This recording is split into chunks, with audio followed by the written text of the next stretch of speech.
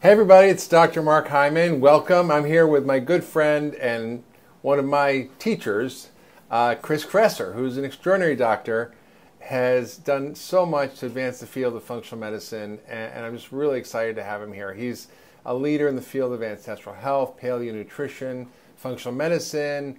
He's created chriskresser.com, which is my go-to site for learning stuff that I want to know, one of the top 25 natural health sites in the world, and he's written Your Personal Paleo Code, which is a New York Times bestseller, and his recent book called Unconventional Medicine is really about this whole functional medicine movement and what we can do to really reverse this growing tide of chronic disease that's crippling our population with ill health and bankrupting our economy, and just really a big problem, which is something that I obviously talk about a lot.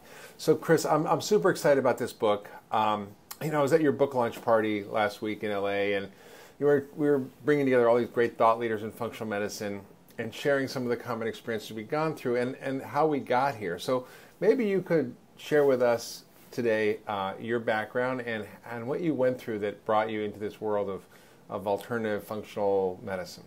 Sure. Well, it's always a pleasure to be with you, Mark. So thanks for having me again. Like many people, including yourself, who came to functional medicine, I came to it through my own experience of illness. In my case, I was traveling in Indonesia, doing some surfing over there in my 20s, and I got the classic tropical illness, vomiting, diarrhea, delirium. I was so sick, I don't even really remember much of the 3 days that was happening. And I had there was an Australian guy living in the village who had some antibiotics that helped kind of bring me back from the brink. But that turned out to be only the beginning of a decade-long journey back to health that really, among other things, highlighted the insufficiency of conventional medicine for dealing with complex chronic illness. All the doctors I saw meant well. But it was just clear that they didn't have the tools to deal with the kind of challenges that I was facing. Or the framework. Or the framework or the paradigm or the understanding of it at all. And so, they prescribed antibiotics for the infection, and that helped a little bit. But in some cases, the treatment can be worse than the disease, right? And that was definitely true in this case. And when it came time to help me actually navigate the complexities of diet and lifestyle and behavior change and doing the kind of more advanced testing to find other things that were going on, my doctors just, by their own admission, they weren't the right people to help with that. They didn't know what to do. They'd just throw up their hands and say, "I'm sorry, I see how much you're suffering. I'd like to be able to help, but I don't know what to do." And so that inspired me to do my own investigation and study, and started to make progress and recover my health. And then eventually, people around me started to ask, "Hey, what have you been doing? I'd like to know more about that." And so it occurred to me over time that what I had learned in my own process of recovery could help other people. And that's when I decided to go back to school and pursue this as a career. And here I am. That's amazing. All from a surfing trip. Yeah, exactly. No, I mean, I didn't have the intention of becoming a practitioner. When I was a kid, and you asked me what I wanted to be when I grew up, but I don't know if I ever answered doctor. But maybe surf bum. Yeah, pro surfer. So, you talk about your own story, but you also share some amazing stories in your book. One of them is a kid called Leo who really changed your whole view of healthcare and medicine. So tell us about Leo and what happened and how this shifted your thinking. Yeah, so Leo was an 8-year-old when he came to see me, and like so many kids these days, he had a number of behavioral issues. He was first diagnosed on the autism spectrum, and then eventually they settled on OCD and sensory processing disorder. And, it was so hard for his parents. He would throw these just crazy tantrums. He was really particular about his environment. He had a super limited diet. He only ate a handful of foods, all of them processed and refined. Of course, they took him to doctors, and the doctors you did what you would expect they would do. They prescribed medication that Leo would have to take, indefinitely. And, his parents weren't really even aware that there was something else that they could do. And this was the thing that really struck me about Leo's experience. Like so many other parents, they weren't aware that it could be something in his diet, or could another underlying issue like his gut or heavy metal toxicity or something like that could actually be causing his symptoms. But fortunately, one of his mom's friends had read a few articles on my blog on the gut-brain axis and the underlying causes of behavioral disorders in kids. And so they made an appointment to come see me, and I did all my initial testing that, you and I both do with all our new patients. Yeah. And sure enough, he had disrupted gut microbiome, SIBO, fungal overgrowth, gluten intolerance, intolerance of corn and soy and buckwheat and rice and eggs, all the stuff that he was eating in his toaster waffles, that you have for dinner every night. He had high arsenic coming from the rice milk that he was drinking a lot of, and a whole bunch of nutrient deficiencies because of his limited diet. Which, by the way, are things that no doctors, regular doctors, actually check absolutely for. Nobody, not one doctor. They saw primary care doctor, they saw psychiatrist. Because we don't get trained on how to do that. No. And so, we addressed those issues, which wasn't super easy because he had these OCD-like tendencies, but over time made some huge progress, was, throwing fewer tantrums, diet had expanded significantly, was able to function at school better, and really kind of became a different kid in about a 9-month period. And at the end of that time, his mom said something that really struck me, which was, why don't more doctors know about this? There are literally millions of kids out there like Leo that are suffering from these kinds of problems, and yet nobody's looking for the kind of things we've been talking about or addressing here. And that's really why I wrote the book, because I want people to know that there's an alternative to just suppressing symptoms with drugs, both doctors and other practitioners and patients. Yeah. So it's true that doctors don't really know about this. Why do you think that is? Well, I mean, like you said, they're not really trained in that way. We have a paradigm, conventional medical paradigm that really evolved when acute infectious disease or other kinds of emergency trauma situations were the biggest challenge. Back in 1900, the top 3 causes of death were typhoid, tuberculosis, and pneumonia.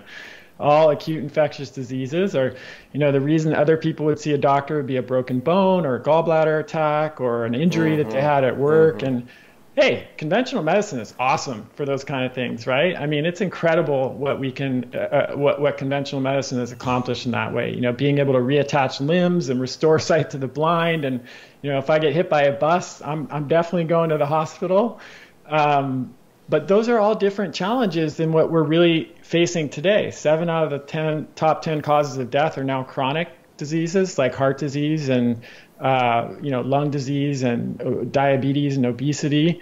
And 86% of the healthcare dollars we spend go toward treating chronic disease. So I'm not saying we don't need standard conventional medicine. We still need to be able to remove cancerous tumors and do colonoscopies and endoscopies and take advantage of all these fantastic technologies. Sure. But that's not the tool for the job of dealing with chronic disease. And chronic disease is the biggest challenge we face from a healthcare perspective by far. So true. It's so true. We just have this incredible epidemic, and we're so ill-equipped. And I'm here at Cleveland Clinic today, and we're working on how do we start to deal with this, because this is an acute care hospital. It's got some of the highest acuity of any patients in the world. And yet they're also seeing this burden of chronic disease. And, they're not really sure what to do. And so we're actually working on a program to help build a chronic disease model into traditional care, and actually doing it through groups and all sorts of approaches that really are very, very powerful. So I think it's really the future. So, a lot of doctors, it's interesting, when I got to Cleveland Clinic, some of the doctors were like, okay, whatever, this is nonsense. But that was very few. Some were like, what took you so long to get here? It's about time. And then the bulk were like, wow, this is interesting. I want to learn more. How do I learn more? So, what advice would you give to people who are just kind of fed up, and doctors who really want to do something different, but they're not trained, they don't know how? It's kind of overwhelming. Yeah. I mean, I think the first thing is just learning about what the alternatives are and that there is another approach. That's where it starts for, many people who you've trained, Mark, and who follow your work and people that have followed my work. The first thing they need is a vision for the future, not just their own future and what their life could look like and how their practice might change, but a vision of how healthcare could change in a way that would actually serve the needs that we face today. Yeah. Because I think if you don't have that, nothing else really matters, or it's easy to become really jaded and cynical and burned out. And we know from the statistics that burnout is a growing problem. 1 in 2 doctors now have ranked themselves as either often or always experiencing symptoms of burnout. We know that approximately 60-70% of physicians have thought of quitting medicine. This is terrible because most doctors go into this to help people, to really change people's lives, and they're not feeling like they have that effect. So I think the first thing is to actually get inspired about a different approach and actually reconnect with the original reasons that you went into medicine in the first place. Yeah. Because a lot of people have gotten out of touch with that. Well, I call that the re-enchantment with medicine. It happens when Yes. people come to functional medicine courses or programs. They're like, this is what I've always been wanting. Right. Exactly. I had a doctor in my practice for the week who was shadowing me, and she said, she'd been to all these medical conferences looking at what to do, and when she got to the functional medicine training, she was like, this is exactly what I've been looking for. Right. I just didn't know it existed. In fact, I had a woman go to me after a talk once at a conference, and she was literally crying because she was like, oh my God, I knew this is what existed. I knew this is what I wanted. I just didn't know it was possible. Like, I didn't know that there was actually this happening in medicine right now. And it is. It's slow, and there's a few of us doing it in the outskirts of medicine. But now at Cleveland Clinic, it's actually starting to get noticed, and people are starting to be interested in other healthcare centers. And there's an awareness that our system is broken, that we are failing at chronic disease, that we need something new, that this makes sense. And it's pretty, and people get inspired.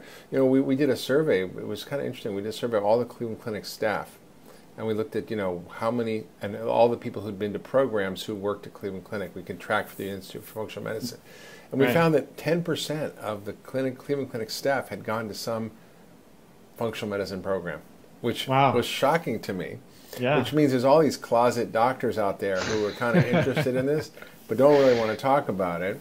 Do their job, but they don't know how to get out. So it's pretty exciting. I mean, that's where programs like IFM, which has been the leader in this world for so many years, and my program, which is newer, come in, because they can actually give people not only the overall framework and methodology of functional medicine and how it can be applied to prevent and reverse chronic disease, which is the most important thing that we need to be focusing on, not just managing it after it occurs, but also the clinical skills that they need, because you and I both know, Mark, that it's a different thing. It's a totally different thing to practice functional medicine than conventional medicine. Your whole practice will change, everything from the amount of time that you spend with patients, to the questions that you ask, to the tests that you order, to the treatments that you prescribe. It's a major overhaul. Yeah. And then the good news is, there is training available for those doctors who are interested. There's the Institute for Functional Medicine. Your ADAPT program makes it really practical. It's a great, sort of translational approach that makes it really doable and specific and pretty extraordinary. So I'm just really grateful you created it. I think it's an awesome program. Thank you.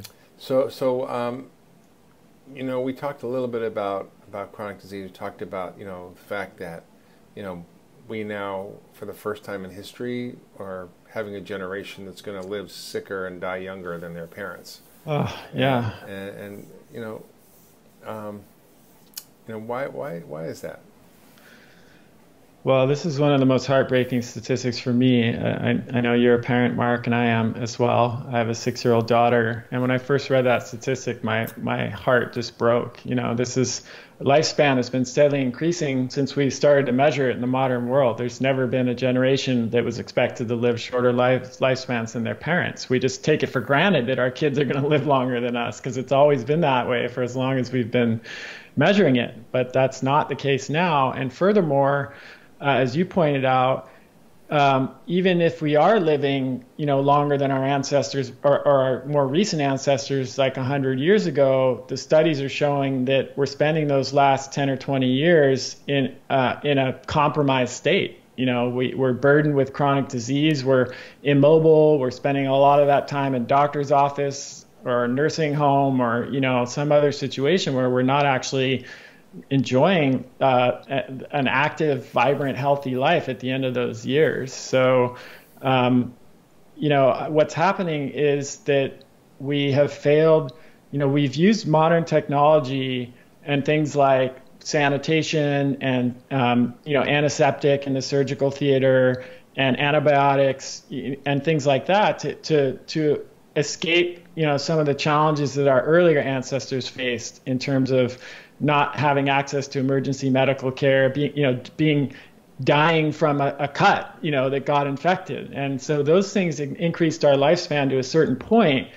But now, as I mentioned, chronic disease is what's killing us, not the cut that we get that gets infected or, a surgeon using a knife that wasn't properly. Slow death, right. No, I call it a slow motion plague in my book, because I think it's every bit as insidious and dangerous as something like the bubonic plague, but it's just unfolding under a much longer time frame. And it kills millions and millions and millions of more people. Absolutely. I read a statistic that chronic disease is a bigger killer than smoking, obesity for sure. And food-related diseases that are driving chronic disease is a bigger killer than smoking, all car accidents, alcohol. Like it's just the scale of it is enormous. Like if you actually think about, how many people are suffering and how many people die, and the cause is really our food system and the quality of the food and other things we eat, and it's just mind-boggling that we're not. If this many people were dying from car accidents, like we'd be all up in arms and trying to figure it out and fix it, and yet no one is really fixing it. I so agree with that. I've actually have said that I think it's not an exaggeration to say that the survival of our species is at stake when we're talking about this stuff.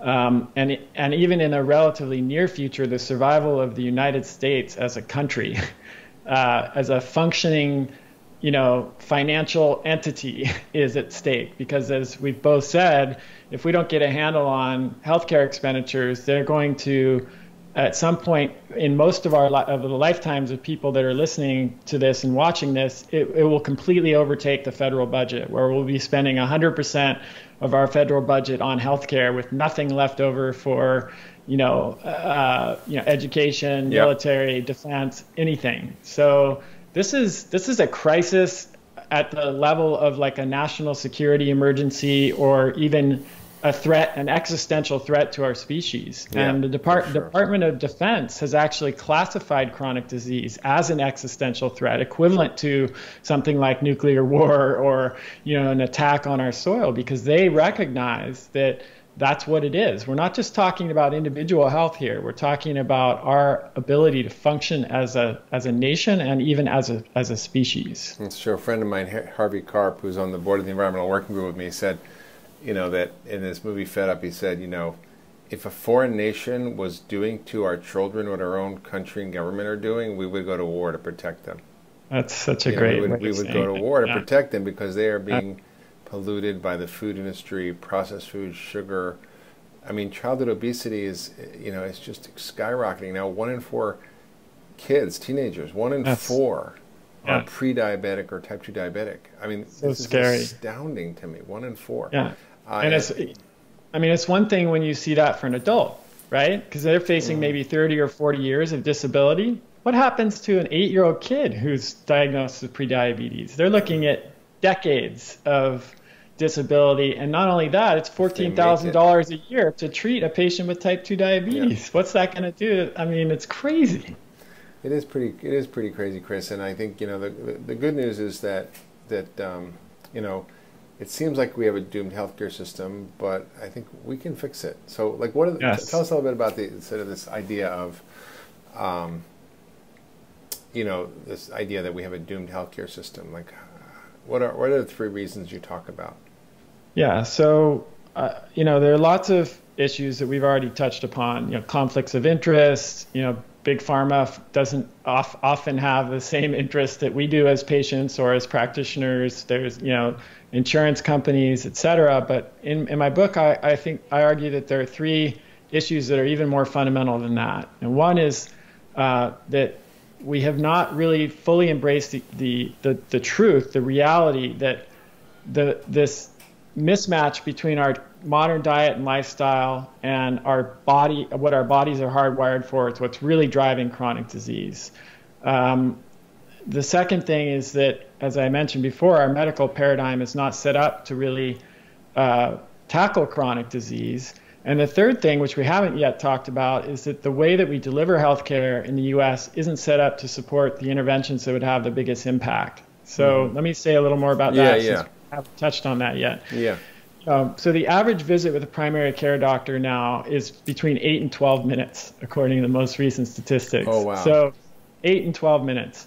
So if you go into the doctor and you have multiple chronic conditions, which 1 in 4 Americans do, and you're taking multiple medications, which many Americans do, and you're presenting with new symptoms, you know, a new problem you haven't even talked to the doctor about, 8 to 10 minutes is not going to be enough to barely even say hello, review the medications, and write a prescription for another medication. There's no time to talk about diet, no time to talk about lifestyle, no time to talk about behavior change.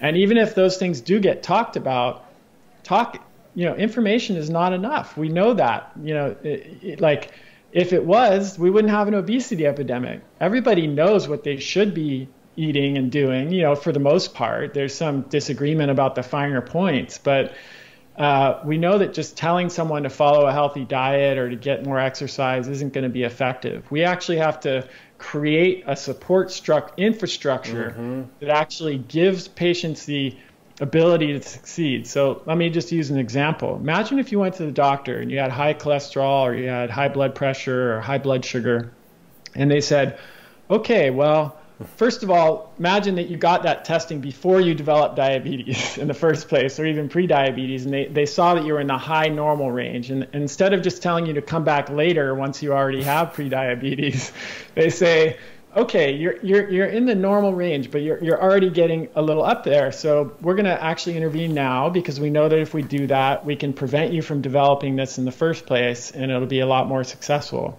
And then they say, we're going to set you up with our health coach that we have on staff, and they're going to come to your house. They're going to do a pantry clean out. They're going to, you know, tell you what foods to eat. They're going to set you up with some recipes and meal plans. They're going to go shopping with you to show you how to actually get this food. Yeah. And then we're going to set you up with a gym membership and a personal trainer, and they're going to get you all set, you know, going on this exercise program. And great news, your insurance company is paying for all of that.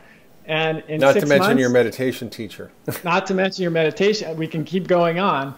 And in 6 months, your blood sugar is going to be normal. But not only that, you're going to have more energy. You're going to sleep better. Your digestion is going to be better. You're going to have better relationship with your family and friends, and better. You're going to perform at a higher level at work. And that's going to cost less than $10,000 for the, you know, for the healthcare system if they were to do that, and could save well over $1 million over that patient's lifetime if they had gone on to develop type 2 diabetes. So that's all possible. And it's all not only is it affordable, it's way cheaper than what we're doing now. It's totally true. I remember this patient came in once and their blood sugar was like 115, which is pretty well into pre-diabetes. And I said, wow, did your doctor check that out? He said, oh yeah. I said, well, what did the doctor say? Well, they said we'd watch it. I said, watch for what? They said, wait until I get diabetes and then put me on medication. And I'm like, okay. Yeah, right? It doesn't make any sense at all. No, I mean the beautiful thing is using functional medicine means to get people on insulin with diabetes and get them off insulin and reverse the diabetes. Stuff that is just not, I mean, we're doing this here at Cleveland Clinic. We're actually doing a study to actually get people on insulin, off insulin, and show that we can do it compared to standard care. Right. And nobody believes it, because they don't see it, you know. Right. I think we only see what we believe. We don't believe what we see. That's true. And I would also add that we have become, human beings are very adaptable for better or for worse. And one of the problems is that because chronic disease is so common, we've come to accept that it's just normal. It's And not. it's not normal at all for humans to develop chronic disease. And that's one of the biggest messages of this book that I hope gets out there, which you don't have to accept it. It's not just getting older. It's not just part of human nature to be chronically ill. And we know this from looking at populations around the world that have maintained their traditional diet and lifestyle and don't have these chronic diseases. Yeah. They have the same genes, but they don't have these diseases. So we know there's something in our environment. And the good news about that is we can take action and actually and change it and reverse it. So you're talking about that. How do we change our health and our genes? You talked about chronic disease, but what are the causes, and then what are the cures?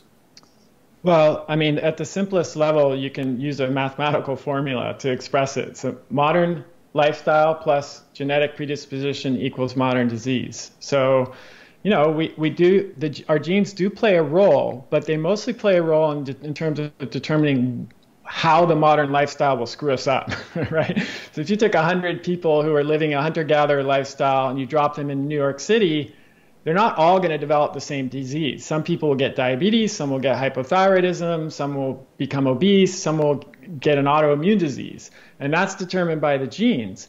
But the common factor in all of that is they only develop those diseases once they're dropped into that modern environment. They don't develop them in living their ancestral paradigm. So Right. if they're eating, nutrient-dense whole foods that don't come in a bag or a box, if they're moving around throughout the day instead of sitting for long periods, and they're getting plenty of exercise. They're getting 7 to 8 hours of sleep a night at least. They're managing their stress. They're living. They have social support. They've got confidants and people. They have relationships. They're having pleasure and fun. All the things that are part of our human DNA template. Then we're naturally healthy and vital. But when we stray from that, which is very easy to do in our modern lifestyle, unfortunately, that's when we have problems. So it's about realigning, again, that ancestral template or blueprint, bringing that back online. And, the good news is that it's totally possible to do, even if you're living in a modern environment. I'm not talking about going back to, living in a cave or anything like that. Get a loincloth and a rock. Sleep in the backyard. No, you live a totally, normal life, but you just do it in a way that's more in alignment with what our bodies are set up for. It's so awesome, Chris. So what are you really excited about in this whole space of medicine? What do you feel is the future of medicine? What do you hope for? I'm excited about this collaborative model that we've been talking about. I know you've been working on it at the Cleveland Clinic that brings together doctors, licensed practitioners, also mid-level practitioners like nurse practitioners and physician assistants, and then nutritionists and health coaches, and to create this super supportive ecosystem for patients where they just feel totally taken care of, supported in every way, not just in terms of medications and the stuff they get from their doctor, but actually the support and the hand-holding that they need to be successful with the diet and lifestyle changes. Because I think that's been one of the biggest missing elements, even in functional medicine. For sure. It's that level of support. We all had an appointment with the doctor where we get a great treatment plan, but then it falls through the cracks. And so this is the missing element, where we create these teams and this team-based approach to care and groups where people can come together and connect with others who are struggling with their same condition, and they don't feel so isolated and alone. And that's what really excites me, because I think that's possible, not only possible, but it's necessary, and it's already happening now at places like Cleveland Clinic. Yeah, no, it's true. I mean, it was the first thing I said when I got here. I'm like, we need to have everybody go through a group before they even see the doctor. And it took us a while to get that implemented, but now we're doing this, and half of the people that go through the group don't even need to see the doctor because they're already better. Absolutely. And the ones who do get better, but they might need a little tune-up, or maybe they have heavy metals, or they have some other layer of stuff you have to take care of.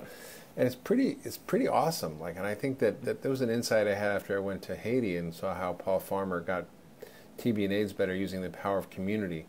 And I think that's really a key feature of functional medicine, which is not only how do we change biology, but how do we change behavior.